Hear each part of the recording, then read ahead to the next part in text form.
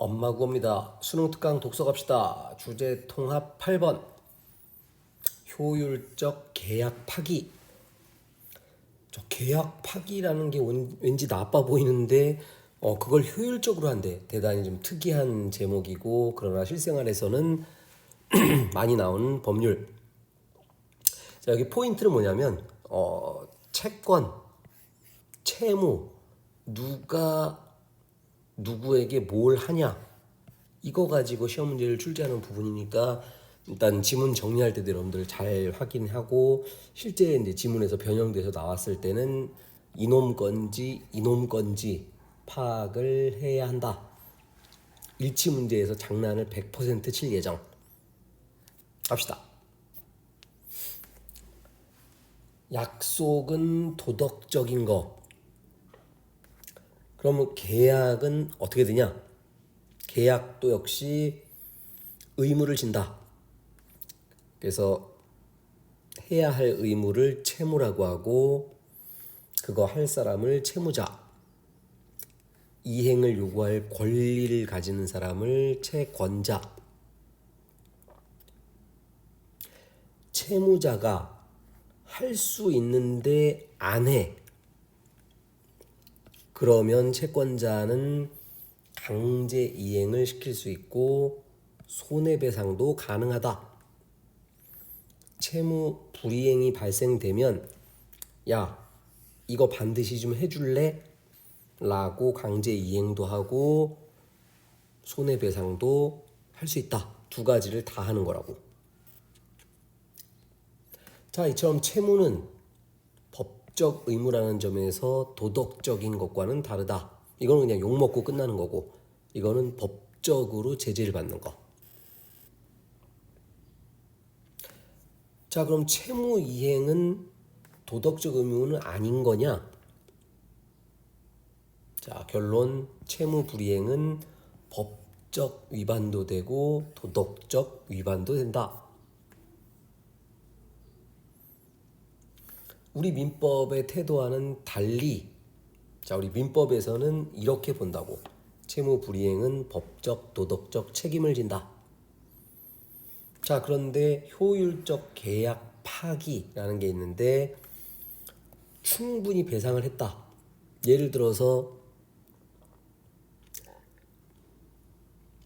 동네에서 뭐 형광등이 고장나가지고 형광등 한 개를 달아주기로 했어. 근데 내일 아침 10시까지 가서 형광등 한 개 달아줄게요 라고 했는데 그 아저씨가 안 왔어. 그럼 나는 뭘 할 수 있다고? 법적인 책임을 물을 수 있다. 그 다음에 손해배상 청구도 가능하다. 내가 그 형광등 못 켜가지고 중요한 일을 못했다, 뭐 이런 거.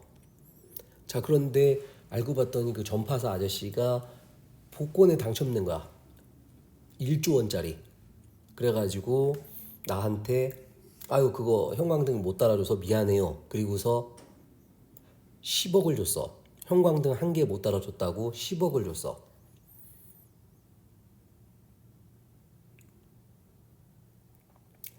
자, 그러면 이거는 효율적 계약 파기가 된 거고, 이거 계약 준수한 거로 볼 수 있다.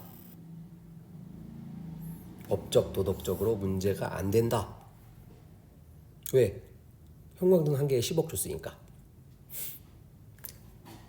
자, 계약 내용은 명시적, 문서로 원래는 써야 돼. 그런데 묵시적으로도 정할 수 있다. 묵시적이 됐다는 얘기는 선택 가능성을 준 거다. 묵시적은 선택 가능성을 준 거. 채무자에게 선택 가능성이 보장된 경우가 그렇지 않은 경우에 비해서 채무자에게 유리하지. 뭔가를 해야 되는데 얘는 가능성이 있어.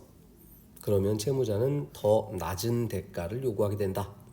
즉, 채권자가 가장 낮은 대가를 요구하는 채무자와 계약을 했다면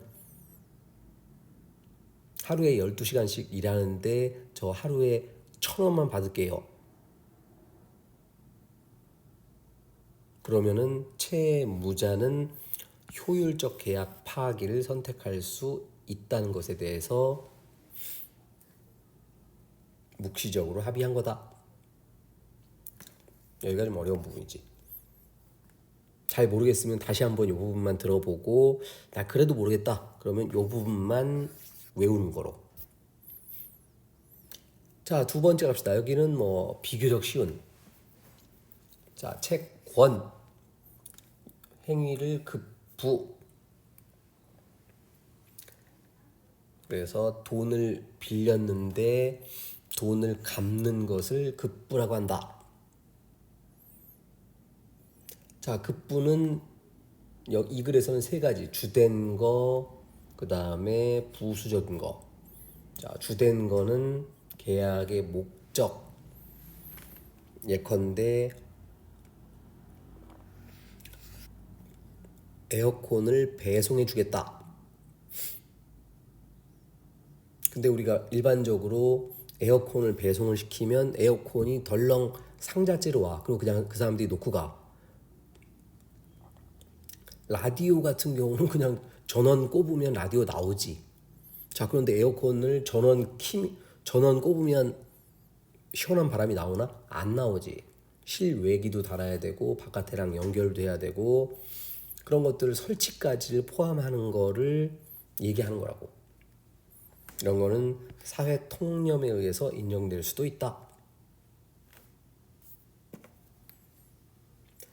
자, 한편 보호 의무도 포함된다는 견해도 있다.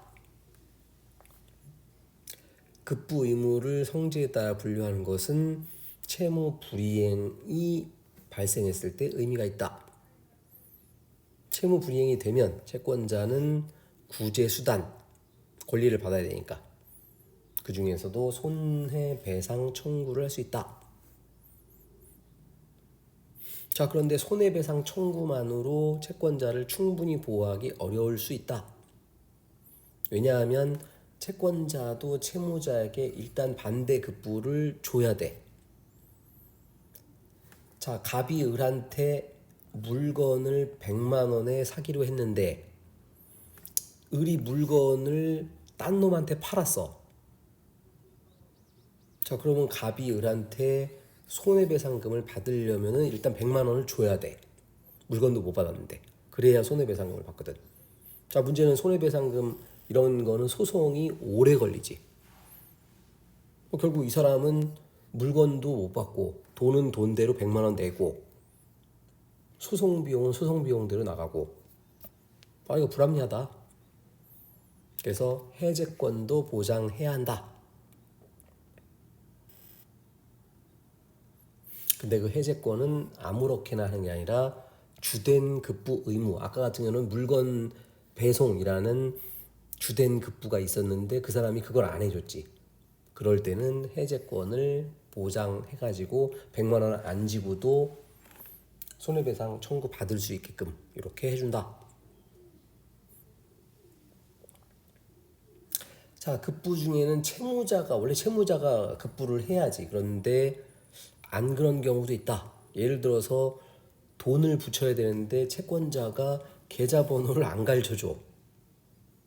이거는 계좌번호를 몰라서 못 보낸 거지. 안 보내고 싶어서 안 보낸 게 아니라. 이런 거를 채권자 지체라고 한다. 채권자 지체는 채권자가 법적 의무를 위반한 거야. 자, 그럼에도 불구하고 일반적으로는 채무자가 법적 의무를 위반한 거지. 그럴 때는 해제권이 된단 말이지. 그런데 채권자 지체가 발행하면 해제가 안 된다. 채무자가 이행하지 않으면 해제가 되는데 채권자가 어떤 의무를 다하지 않은 경우에는 해제가 안 된다. 요게 포인트. 자, 앞에 글로 적절하지 않은 것은 묵시적 합의가 되면 충분히 돈을 줬어. 아까 형광등 한 개 안 달아줘서 미안하다. 10억 원을 줬어. 그럼 계약 위반이라고 아니라고? 아니라고. 계약 준수한 거로 볼 수 있다. 묵시적에서는.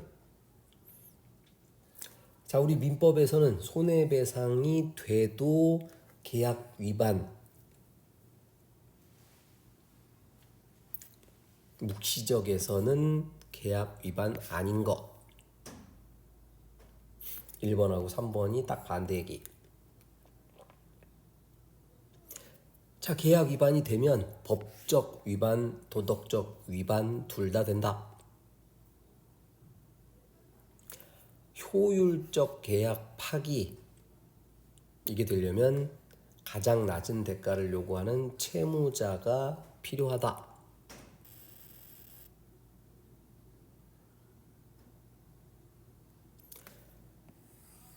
채무 불이행이 되면 계약 위반이다. 즉 민법에 해당하는 거지.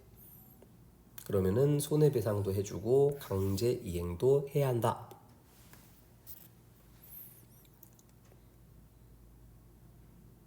자, 기억의 이유 아까 뭐였어? 채무자는 해제할 수 없다. 왜냐하면 채권자가 도와주는 게 주된 급부가 아니지. 법적으로 잘못한 건 맞아. 그런데 주된 급부는 아니기 때문에. 그래서 해제는 안 된다. 채권자의 협력 의무는 이 그 자체가 아니므로 주된 급부가 아닌 부수적인 의무다. 그래서 해제권은 안 된다.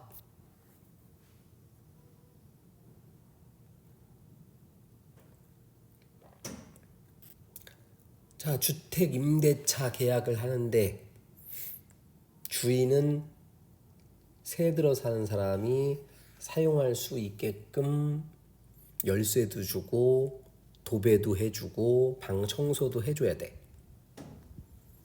자, 그 다음에 집을 쓰고 있는데 예를 들어서 집에 뭐 지붕에 물이 새, 그거는 수선 의무 집주인이 해줘야 돼. 자, 근데 거기에서 보호 의무까지 포함되냐? 이거는 구체적인 내용만 인정된다. 자, 방범시설이 부실해서 도둑을 당했어. 그러면 주택인 경우와 달리, 즉 주택에서는 구체적인 내용이 포함됐을 때만 주인이 물어준다고. 예를 들어서 월세 들어 사는 사람이 대학생이 있었는데 집에 창문도 있어. 근데 방범창이 있긴 있는데 좀 허술해. 그 도둑이 와서 가져갔어. 근데 계약서 쓸 때 도둑에 대해서 책임을 진다 이런 거 없으면 그냥 그 대학생이 어쩔 수 없이 뒤집어 쓴다고. 자, 문제는 호텔일 경우. 자, 호텔에서는 손해배상도 되고 해제도 가능하다. 이거는 묵시적으로 여행의 경우에는 안전과 재산을 보호할 의무가 당사자들 사이에서 양해된 것이다. 예를 들어서 하루에 100만 원짜리 신라 호텔에 묵었어. 그래서 그 안에 있는 금고에다가 다이아몬드를 10개를 갖다 놨는데 잠깐 놀러 간 사이에 다이아몬드 훔쳐갔어. 그러면은 네가 제대로 문 안 잠궜다? 문 잠궜지. 그걸 아무 데나 뒀다? 아니지. 금고 속에 넣어놨지. 근데도 없어졌으면 호텔이 손해배상 청구도 되고 해제도 가능하다. 즉 호텔비 100만 원 안 내도 된다. 그 얘기지. 자, 그래서 임차물인 주택의 방범시설이 부실해서 도둑을 당하면, 자, 문제는 임대차 계약서에 기재되지 않았다면 묵시적 합의가 있었더라도, 자, 묵시적 합의가 있으면 채무 불이행이 인정된다. 집주인이 물어줘야 된다. 묵시적 합의가 있었으면.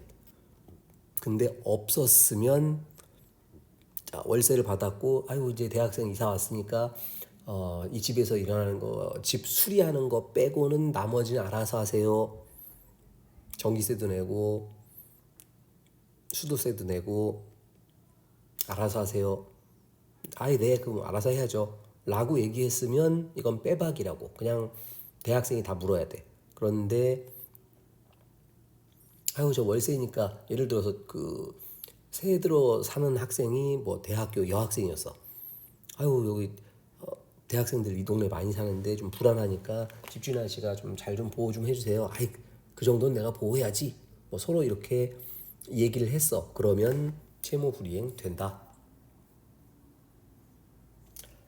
자 호텔 같은 경우는 도둑 이거는 주된 급부다 의무. 수선 의무를 위반하면 자, 지붕에 물 새는 거 안 해줘. 그러면은 임대차 계약을 파기할 수 있고 손해배상도 된다.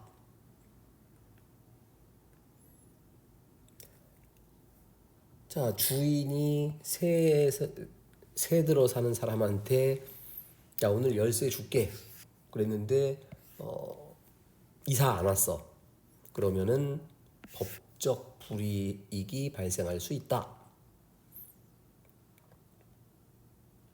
자, 새 들어 사는 사람이 돈을 안 내. 그러면은 돈 내놔. 이거를 강제하려면 그 전에 뭐 한다? 임차인이 사용할 수 있게 해줘야 되고 유지도 해줘야 된다. 먼저 제공해야 그 다음에 손해배상 또는 강제 이행할 수 있다.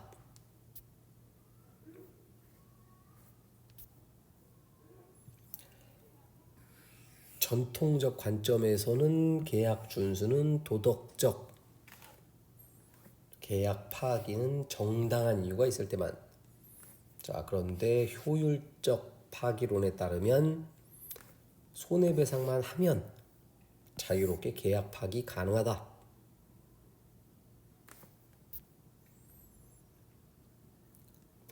자, 급부는 주된, 부수, 보호 세 가지가 있다.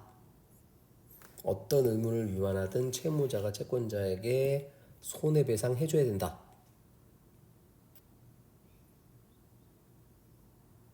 자, 그런데 채권자가 계약을 파기하는 해제권은 주된 급부 의무가 위반된 경우에만 된다.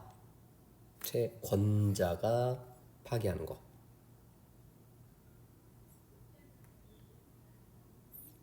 자, 한편 채권자가 의무를 다하지 않는 경우도 있는데 이럴 때는 해제가 안 된다. 자, 해제권은 채권자만 있다.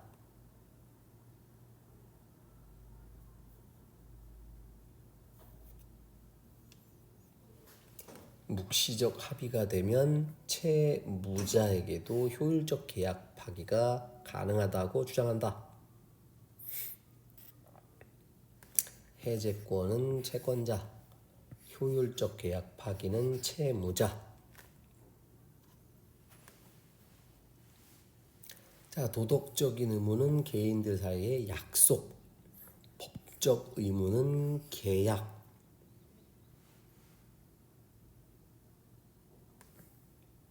채권자는 강제 이행 대신에 계약 자체를 파기하는 해제권도 되고 손해배상도 할 수 있다. 주된 급부는 법 규범, 문서로 정해진 거다. 부수적 급부는 관행의 경우가 많다. 법률이 아니라 재판 과정에서 야 에어컨을 배송해 줬으면 설치까지는 인간적으로 해줘야 되는 거 아니냐. 에어컨의 목적이 뭐냐. 시원한 바람인데 에어컨 배송만 해주면 시원한 바람 안 나오지 않냐. 재판 과정에서 가능하다. 자, 이렇게 해서 채권 채무, 효율적 계약 파기, 어려운 지문 살펴봤고 잘 모르겠으면 한 번 더 듣고 잘 됐으면 정리 스스로 하고 문제를 열심히 풀어봅시다. 구독, 좋아요 꼭꼭꼭